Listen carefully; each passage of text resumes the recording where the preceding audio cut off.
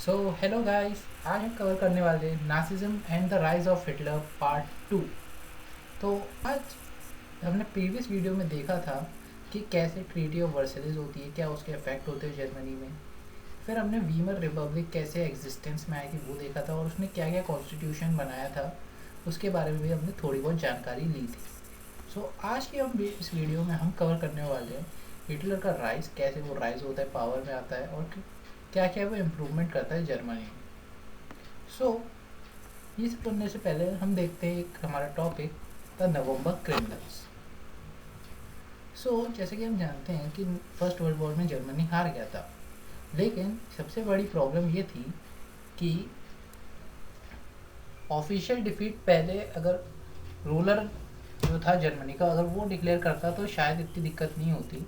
लेकिन Weimar Republic के आने के बाद जो डिफीट थी जर्मनी की वो कॉमन पीपल तक पहुंच पाई थी, उसकी न्यूज़ कॉमन पीपल तक पहुंच पाई थी। और इसलिए कई लोग मानते थे कि वीमर रिपब्लिक ने अपने आप को एग्जिस्टेंस में लाने के लिए ये डिफीट का जो एग्रीमेंट है वो साइन किया है ट्रीटी ऑफ वर्सलिस के दौरान। और उनके द्वारा ये लगता था कि अगर जर्मनी ये साइन नहीं करता तो शायद आगे जाके अगर वॉर ज़्यादा लंबी खींचती तो शायद जर्मनी जीत जाता और उसे इतना ज़्यादा ह्यूमिलेट नहीं करना पड़ता यूरोप के सामने। और ऐस जो लोग वीमर रिपब्लिक को सपोर्ट कर रहे थे और उनके डिसीजन को भी सपोर्ट कर रहे थे, उन्हें ही वो लोग नवंबर क्रिमिनल्स के नाम से जानते हैं। फिर यहाँ पे हम शुरू करते हैं द ग्रेट डिप्रेशन। क्या है, क्या कैसे इसने जर्मनी को अफेक्ट किया और हिटलर के राइज में इफेक्ट डाला, देखते हैं इस बार। जैसे कि हम जानते हैं प्रीवियस वीडियो से कि जो जर्मनी था वो फोर्स था कि अब उसे रिफंड देना है लोन के लिए जो उसने वॉर टाइम में लिया था, और उसे जो एलाइज को ट्रीटी के द्वारा पेमेंट देना था 6 बिलियन यूरोस का, अब वो भी देना था। उसके अलावा उसे स्पेंड करना था इकोनॉमिक वेलफेयर कंट्री के लिए। तो उन्हें तीनों काम करने थे, लेकिन उनके पास पैसे नहीं थे।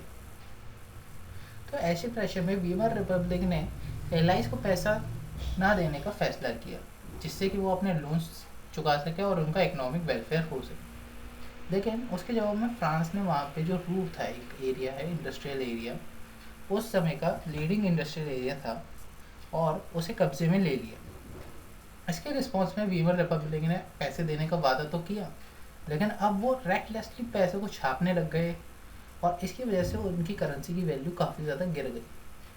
और इसका अंदाज़ा हम इससे लगा सकते हैं कि लोग बड़े बड़े बंडल ला रहे थे करेंसी के, कि जिससे उन्हें सिर्फ एक टुकड़ा मिल सके ब्रेड का।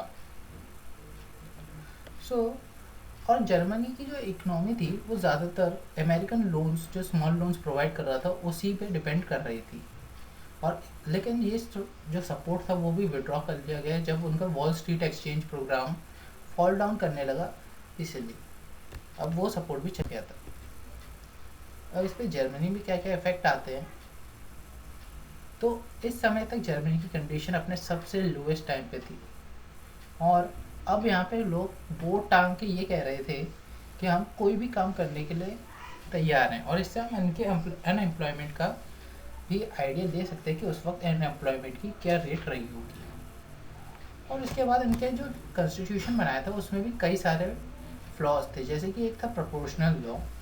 इसके हिसाब से जो पार्लियामेंट थी वो प्रपोर्शन के बेसिस पे बनती थी, और इसी वजह से कोई भी पार्टी मेजॉरिटी में नहीं आ पा रही थी, और इसी की वजह से वहाँ पे इंस्टेबिलिटी थी जर्मनी में। और फिर हमारे पास एक आर्टिकल है, आर्टिकल 48, जिसके हिसाब से जो प्रेसिडेंट है जर्मनी का वो कभी भी इमरजेंसी लगा सकता है लोगों पे, और उनके सारे ह्यूमन राइट्स भी ले सकता है। और इसी सब वजह से पीपल बहुत ज़्यादा एंग्री थे वीमर रिपब्लिक की वजह से, और इसी सब ने हिटलर के राइज को एक तरह से पाथ प्रोवाइड किया था। फिर आता है राइज ऑफ हिटलर।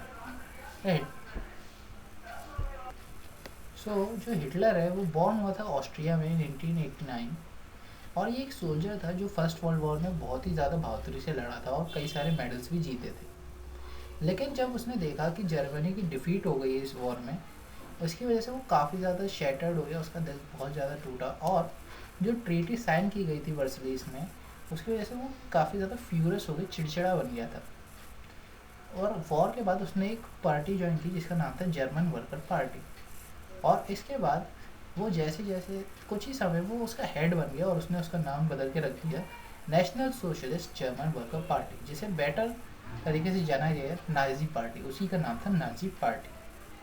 लेकिन जो नाजी पार्टी थी उसने अपने शुरुआती सालों में सिर्फ 2% वोट ही हासिल करने में कामयाब हुई थी, और इसलिए हिटलर ने ट्राई किया कि किसी तरह से फोर्सफुली आर्मी के थ्रू मार्च करके हम वहाँ पे पावर को कैप्चर कर लेंगे और डेमोक्रेसी को बाहर निकाल देंगे।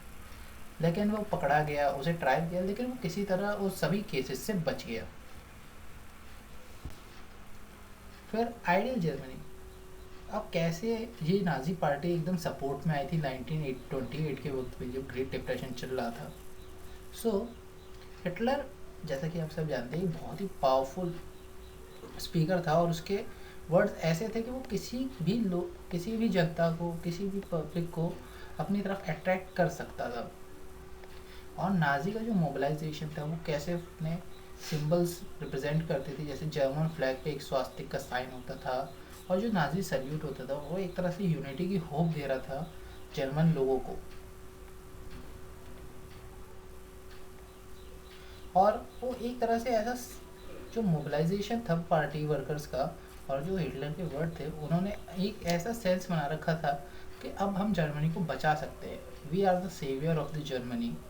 और इसी की वजह से जो नाजी पार्टी थी वो काफ़ी ज़्यादा वोटों के साथ, 37% वोटों के साथ जर्मनी में सबसे बड़ी पार्टी बन जाती है। इसके बाद हम देखते हैं कि रूलर और डिक्टेटर कैसे जर्मनी में हिटलर का रूल चल रहा था। तो जैसे ही हिटलर चांसलर बना जर्मनी का, अब उसके सामने बहुत बड़ी दिक्कत थी कि उसने जो सपने दिखाए थे लोगों को वो कैसे सच करने वाला है, क्योंकि कहना एक तरफ है और करना दूसरी तरफ। तो सबसे पहले उन्होंने जावर स्कैटेड को अपॉइंट किया था। हिटलर ने रिस्पॉन्सिबिलिटी दी थी इसको कि आपको इकोनॉमिक रिकवरी करनी है, और ये बहुत ही अच्छे इकोनॉमिस्ट भी थे।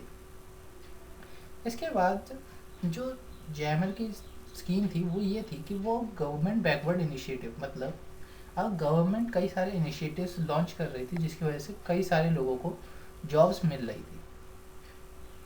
और अब जो जर्मन सुपर हाईवेज जिसे ऑटोबान कहा जा रहा है वो भी इस्टेब्लिश करे जाने लगे, जिसकी वजह से डोमेस्टिक इंफ्रास्ट्रक्चर काफ़ी ज़्यादा पॉपुलर होने लगा। और हम सबकी फेवरेट कार वॉक्सवैगन, जिसका लिटरल मीनिंग होता है पीपल्स कार, को भी लॉन्च किया गया था, जिसकी वजह से, और इसे ऐसा सिंबलाइज किया गया कि जिसके पास ये कार है वो एक तरह से सिंबल था इकोनॉमिक रिकवरी के लिए। रेगुलर सिटीजन्स के पास अगर कार आ रही है तो वो एक इकोनॉमिक रिकवरी के साइन के थ्रू देखा जा रहा था।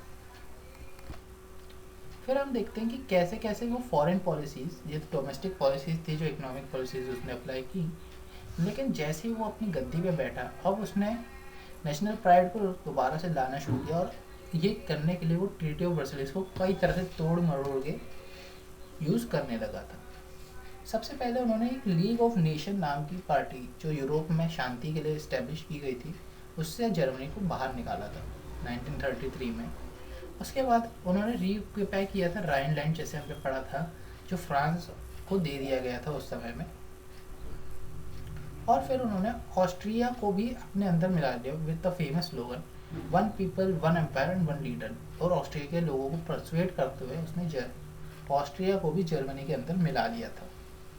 फिर उसने जर्मन स्पीकिंग स्टूडेंट लैंड में भी जो पार्ट था ज़ेकोस्लोवाकिया का, उसे भी अपने कंट्रोल में ले लिया था और एक काफ़ी अच्छा एम्पायर बनाने लग गया था। और इसी के साथ ये वीडियो ख़त्म होती है। Thanks for watching, please subscribe and comment the part you like the most. Thank you.